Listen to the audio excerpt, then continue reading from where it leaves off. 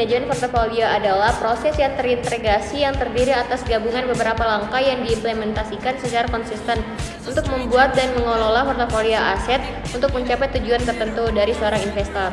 Nah, kemudian tujuan dari manajemen portofolio itu yang paling utama adalah untuk mendatangkan keuntungan bagi investor atau pemilik dana dan meminimalkan risiko kerugian yang mungkin mereka akan hadapi nantinya. Terus kemudian ada jenis-jenisnya. Nah, di manajemen portofolio ini ada dua jenis manajemen portofolio, yaitu aktif dan pasif.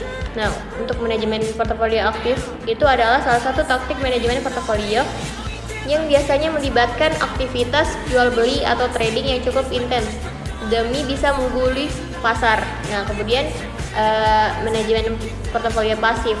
Manajemen portofolio pasif ini juga sering disebut sebagai manajemen reksadana indeks. Nah, tujuan dari manajemen portofolio pasif ini adalah untuk bisa menghasilkan keuntungan yang sama dengan indeks tertentu yang dijadikan acuan.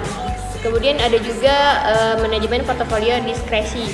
Nah, manajemen portofolio diskresi ini adalah salah satu bentuk manajemen portofolio ketika investor sebagai pemilik dana memberikan kepercayaan dan kuasa penuh kepada manajer investasi untuk melakukan investasi sesuai dengan instruksi dan tujuan investor. Kemudian ada juga manajemen portofolio non direksi. Dalam manajemen portofolio non direksi ini, manajer investasi memberikan saran kepada klien atau investor sehubungan dengan portofolio investasi mereka dan kemudian akhir tetap berada di tangan investor. Nah, terus 3 langkah proses manajemen portofolio itu ada, yang pertama ada perencanaan. Nah, di dalam perencanaan ini itu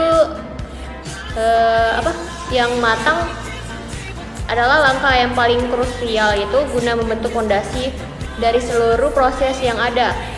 Nah, kemudian yang kedua dari langkah itu ada eksekusi. Nah, ketika proses perencanaan selesai, maka saatnya untuk mengeksekusi rencana tersebut menjadi serangkaian tindakan yang nyata. Kemudian di langkah eksekusi ini terbagi lagi menjadi 2 poin, yaitu ada pemilihan portofolio dan implementasi portofolio.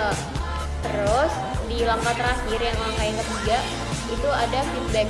Nah, feedback ini adalah tahapan saat manajer portofolio atau investor harus mengamati dan mengevaluasi paparan resiko terhadap portofolio untuk memastikan tujuan investasi dapat tercapai. Oke teman-teman, terima kasih